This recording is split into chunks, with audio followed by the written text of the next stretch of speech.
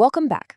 In the world of AI, there are billions of dollars flying around, all based on some pretty bold claims. But how do you, as a stakeholder, figure out what's real and what's just, well, smoke and mirrors? That's exactly what we're going to tackle today. We're going to give you the tools you need to cut through all that noise and see what an organization's AI capability really is. All right, before we jump in, just a quick heads up.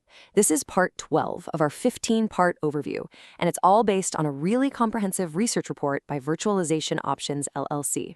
Now, as you'd expect, what we talk about here is just a piece of the full picture. And of course, this is for informational purposes. It's not legal, financial, or investment advice, and it doesn't come with any kind of warranty, either expressed or implied. So this really is the million-dollar question, or maybe billion-dollar question, for any stakeholder today, right? Is their AI the real deal, or is it just hype? We're seeing so much of this thing called AI washing, where companies just slap an AI label on their old software to ride the wave. And let me tell you, that creates huge financial and strategic risks. Getting this one wrong, that can be a very expensive mistake. Okay, let's get right into it. We've got a great roadmap for you today to help build out your personal hype detection toolkit. First up, we're going to talk about the illusion, the AI mirage that so many companies are trying to sell you on.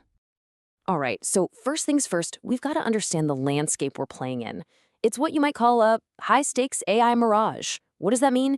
It means these inflated, over-the-top claims can lead directly to your capital being misallocated, to partnerships that completely fall apart, and to some pretty significant investment losses. The stakes are incredibly high. And here are the classic warning signs. I bet you've seen these everywhere. Suddenly, a platform is AI-powered, but they never quite explain how. A pretty basic feature is suddenly revolutionary or transformative. And the biggest one? Old-school, rule-based software just gets a fresh coat of AI paint. When you see this stuff, it's a huge signal that the marketing department is probably way ahead of the actual tech. So how do we fight back? Let's get to our first tool. It's time to pop the hood and really evaluate the technology itself, not just the flashy marketing claims. So, as a stakeholder, you really only need to ask one simple question here. Are they actually using genuine AI techniques? Things like machine learning or deep neural networks?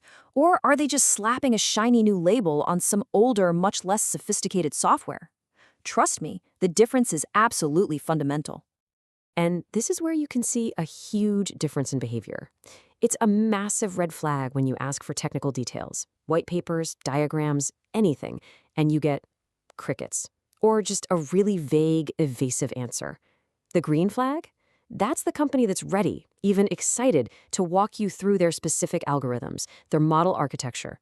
It's simple. One of them is probably hiding something, while the other has real, genuine tech to show off. Okay, so vague claims are out. They're just not going to cut it. The next tool in your kit is all about pushing past what they say they can do and demanding cold, hard, verifiable proof of what they've actually done. You hear a big, impressive number like 98% accuracy, and it sounds great, right? But honestly, that number means absolutely nothing without context. You have to ask, how was that measured? What kind of data was it tested on? And maybe most importantly, how does it stack up against a simple, basic alternative? Without all that context, that 98% isn't a real performance metric. It's just a marketing number.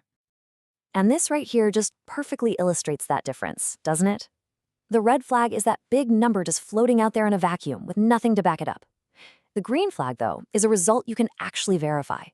It's been published in a peer-reviewed journal, it's been compared to public benchmarks, or it's been validated by an independent third party. Now that's a claim you can take to the bank. All right, let's talk about the famous customer logo slide. We've all seen it, a screen just packed with impressive company logos. But look, the number of logos is way less important than the quality of the evidence. You have to go beyond the logo. Ask them, was this a small, limited pilot project, or was it a real, scaled-up production deployment? And here's the crucial part. Verify it yourself. Get on the phone and have your own conversations with those customers to get the real story. Okay, our fourth technique is what I like to call the transparency test. It's super simple, but man, is it powerful. Basically, you can use how transparent an organization is as a direct measure of how confident they are in their own tech. It's a fantastic proxy. And here's the key takeaway on that. When a company is super secretive, that's almost always a major red flag. Think about it.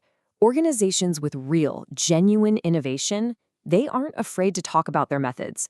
It's the ones that are constantly hiding behind their proprietary secret sauce that you have to worry about. A lot of the time, they're just hiding the fact that, well, there's no sauce in the jar at all. You can see that confidence, or lack of it, in how they act.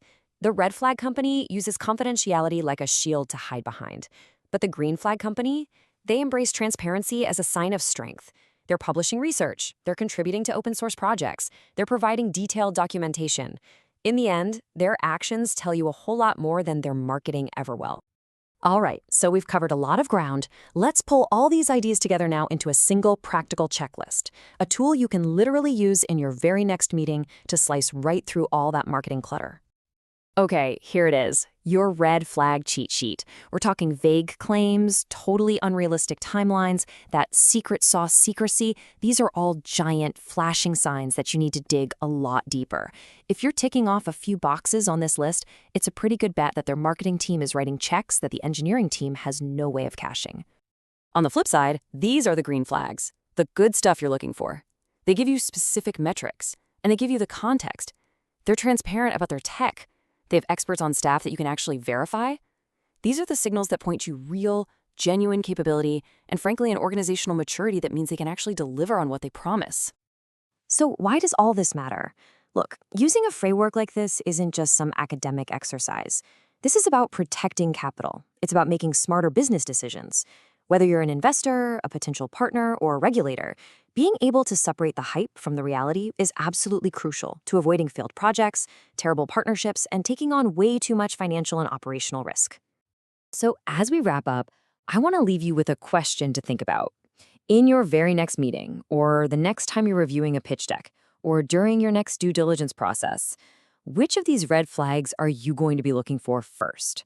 Seriously, just picking one of these tools and applying it can dramatically improve the quality of your assessment. It's your best defense against the AI hype machine.